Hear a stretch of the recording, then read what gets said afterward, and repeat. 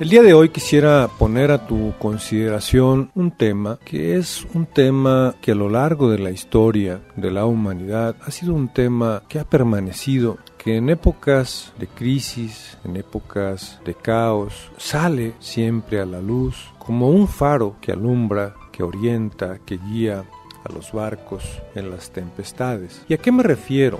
Me refiero a la búsqueda, al encuentro del conocimiento.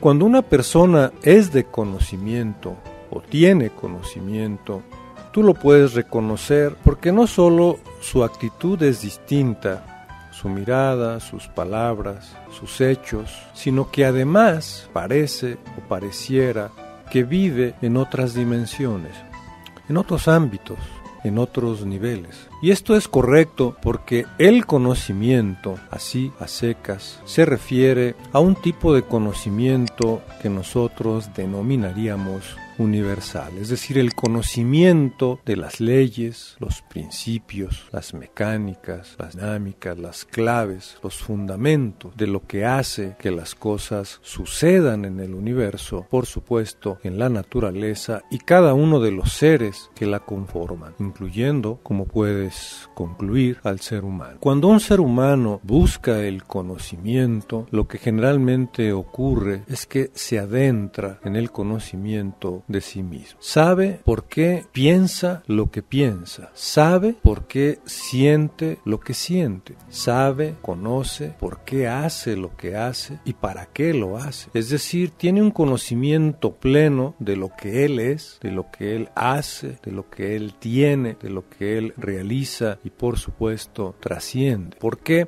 Porque se ha encontrado a sí mismo, se ha conocido a sí mismo y por ende, por lógica, también conoce a los demás y por supuesto a todo lo que le rodea. Esta búsqueda del conocimiento ha sido un motivo, un objetivo de muchas generaciones, de muchas personas en todos los tiempos y todas las épocas. No ha sido generalizado porque la gran mayoría de estas personas viven en un asunto circunstancial, es decir, las cosas cotidianas que ocurren, que le ocurren, generalmente ocupan la totalidad de su pensamiento, ocupan la totalidad de lo que siente, ocupan prácticamente todo el espacio mental que tiene disponible y por lo tanto, por lo mismo, deja sin respirar, por así decirlo, a ese ser, al ser del conocimiento. Esto ha ocurrido en todas las generaciones, en todas las épocas, en todas las eras. La diferencia en la actualidad en relación a todo lo anterior es de que en la actualidad el impulso hacia el conocimiento es un impulso cada vez de más personas. Y es natural. ¿Por qué? Porque la evolución es un movimiento permanente, constante, infinito, pudiéramos decir. Y al ser infinito y al ser un movimiento constante, obedece a ciclos, obedece a épocas, a etapas, así como el día y la noche, así como la primavera, el verano, el otoño, el invierno, así como las fases de la luna, así como el latir de tu corazón, el movimiento de tus pulmones, el abrir y cerrar los párpados. Todo es cíclico. También la búsqueda del conocimiento en grandes dimensiones es cíclico. Y en esta época en la que el ser, la esencia del ser humano, la esencia de las cosas, de lo que son, empieza a cobrar mayor importancia porque el ser humano se está dando cuenta, se está empezando a dar cuenta que antes que nada, que antes que todo, si quiere permanecer, si quiere realizarse, si quiere trascender, si quiere sentirse feliz y pleno, debe empezar por el principio, por el origen, por lo primero, y lo primero es el ser. Y lo primero del ser es el conocerse a sí mismo. Y llegamos al punto inicial, la búsqueda de ese conocimiento. Y no buscarlo para ser más que los demás. Y no buscarlo para dominar a los otros. Y no buscarlo, no pretenderlo para hacer de sí mismo alguien que sobresalga, alguien que protagonice, alguien que trate, que influya, que modifique, que manipule al resto de los demás. No, claro que hay personas que hacen eso, claro que hay instituciones que tienen eso como objetivo, como estrategia, como plan. Sin embargo, por muy fuertes que sean, por muy poderosas que tengan en sus manos el dominio o el predominio, tarde o temprano dejarán de existir. ¿Por qué? Porque en el universo, en la naturaleza, en el mundo de las energías, que es el que realmente existe y perdura, lo que se da es el equilibrio, es la armonía, es el fluir, el flujo y reflujo de lo que es y siempre será, que es la esencia de todas las cosas. De ahí que si tú pretendes, si tú quieres, si lo deseas, tener una evolución más acelerada, por llamarlo de alguna manera, sería recomendable que busques, que determines como un objetivo y un propósito de tu vida esa búsqueda de ese conocimiento, el conocimiento pleno, el conocimiento real, profundo, de todo lo que es, conocimiento que rige, que sostiene a todo el universo y a todo lo que tú puedes ver y también, por supuesto, lo que no puedes ver. Si tú observas con detenimiento a tu alrededor, verás que sí hay muchos objetos, muchos naturales, otros creados por el ser humano. Pero si ves con mayor atención a tu alrededor, verás que hay un vacío o que hay un espacio que existe entre objeto y objeto. Tú puedes pensar que es el aire. Entre tú y la pared hay aire. Entre tú y otra persona hay un espacio. Y así sucesivamente. Pero déjame decirte que ese espacio, que ese aire, que esa aparente nada, no lo es en realidad. Hay ahí una cantidad enorme, realmente grande, de energías que están fluyendo de manera constante. Es como el viento solar, es como el magnetismo de la luz. Siempre está fluyendo, siempre se está dando, siempre se mueve. ¿Por qué? Porque la esencia de las energías, todas, sin excepción, es precisamente el movimiento. Cuando tú buscas el conocimiento universal, uno de los primeros puntos o aspectos a estudiar es ese, el que acabamos de mencionar, el movimiento. ¿Por qué el movimiento? Es que mira y observa, la galaxia se mueve, el Sol se mueve alrededor de la galaxia, este planeta se mueve alrededor del Sol, la Tierra, el agua, el aire, la luz, el fuego, se mueven. Tu cuerpo se mueve, tu corazón, tus pulmones, tu sangre, tus pensamientos, tus emociones, tus estados de ánimo, la sociedad, en fin, todo, absolutamente todo lo que existe se mueve. Hasta dentro de las piedras, de las rocas, de lo que tú crees que no hay actividad alguna, te vas a dar cuenta que también se mueve. Es decir, entender las leyes del movimiento es uno de los puntos principales y fundamentales del conocimiento universal. Y es que en el fondo lo que sostiene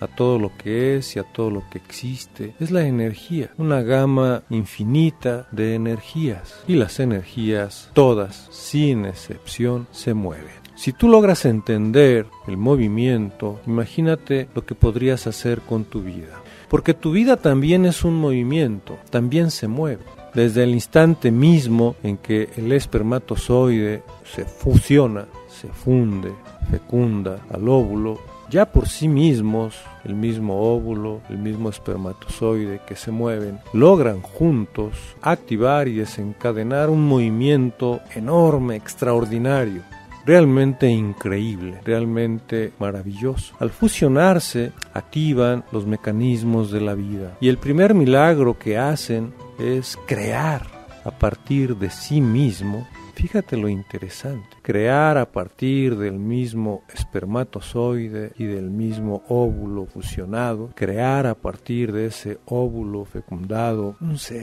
ser no solo físico, un ser que no solamente tiene un cuerpo extraordinario, maravilloso, sino que además un ser que piensa, un ser que siente, un ser sensible, un ser que se emociona, que puede gritar, que puede llorar, que puede reír, en fin, un ser realmente extraordinario. Y ese ser, aún antes de que nazca, se mueve. Su corazón se mueve, sus manos, sus pies, todo él es un movimiento permanente. Y así nace, crece, se desarrolla, se multiplica. Debiera realizarse, debiera trascender. Y digo debiera porque ese es su destino, ese es su propósito. El asunto es que la gran mayoría no lo ha logrado hasta ahora. Y digo hasta ahora porque llegará el tiempo, el momento en que lo hará. ¿De qué depende? De que se inquiete, de que investigue, de que se estudie a sí mismo, que se conozca, de que entre a ese mundo maravilloso del conocimiento universal, para que pueda, con ese conocer, con ese entendimiento y esa comprensión, diseñar su vida, crear las condiciones de desarrollo, las condiciones de realización, crear los elementos, las herramientas, los espacios, los ambientes, las técnicas, los métodos, en fin, crear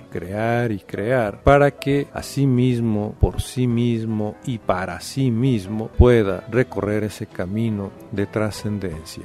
Eso es lo que le espera al ser humano. Desafortunadamente, todavía la gran mayoría ni siquiera se inquieta. Ni siquiera se pregunta ni se contesta por qué piensa lo que piensa, por qué siente lo que siente y por qué hace lo que hace y por qué cree en lo que cree. Cuando se dé cuenta de ello, llegará a la conclusión de que piensa lo que piensa porque alguien decidió por él. Se dará cuenta de que cree en lo que cree porque alguien decidió por él. Se dará cuenta de que hace lo que hace porque alguien más, antes que él, estableció una ruta, una manera de ser, una manera de pensar, una manera de sentir, que lo hizo de una manera consciente o inconsciente, pero el resultado es el mismo. El ser humano todavía no descubre por qué piensa lo que piensa. Quizás tú puedas decir, bueno, es que yo sí sé lo que estoy pensando. También sé lo que creo y lo que siento, pues es que lo estoy sintiendo. Sí, pero seguramente en eso que crees, si es un asunto político, si es un asunto económico, filosófico, religioso, civil incluso, déjame decirte que tú no participaste en la creación de esos conceptos. Déjame decirte que tú no participaste en establecer esas costumbres y esas tradiciones por las cuales riges tu vida. Incluso la manera de vestir, tú no la determinaste. Podrás escoger la ropa, podrás escoger el vestido, el pantalón, la blusa, lo que tú quieras. Pero pregúntate si tú diseñaste y creaste esa manera de vestir. Te vas a dar cuenta que no, que hace años, incluso siglos, alguien definió que el pantalón debería de ser así, que las blusas deberían de ser así, que cada uno de los implementos debieran de ser de tal o cual manera. Tu misma casa, tu mismo auto, tu estufa si quieres, tu licuadora o tu computadora, tú no la diseñaste, tú no la creaste, tú no participaste. Y a eso me refiero, que la gran mayoría de lo que está a tu alrededor no es una creación tuya en lo particular. Entonces, lo que haces no lo definiste tú. Entonces lo que piensas no lo definiste tú, ni lo que crees tampoco. Cuando tú llegas a esta conclusión, suceden dos cosas interesantes. Primera, tú decides si sigues pensando de esa misma manera o no. Tú decides si sigues creyendo como estás creyendo o no. Tú eliges hacer lo que estás acostumbrado a hacer o no. Ese es el primer punto. Y el segundo es que cuando te das cuenta de ello, de que tú no participaste en esas creaciones, entonces estás en la oportunidad, estás en el momento, estás en el tiempo y en el espacio idóneos para poder crear tus propios pensamientos, para poder crear tus propias emociones, para poder crear las condiciones de tu propio desarrollo. Quizás sean pequeñas al principio, pero todo es cuestión de práctica y todo es cuestión de tiempo. Cuando tú te das cuenta de ello, entonces das un salto importante, un salto tan grande que después de los primeros pasos y los primeros ejercicios, no podrás parar porque te darás cuenta de tu gran capacidad. Ser un ser creado para crear.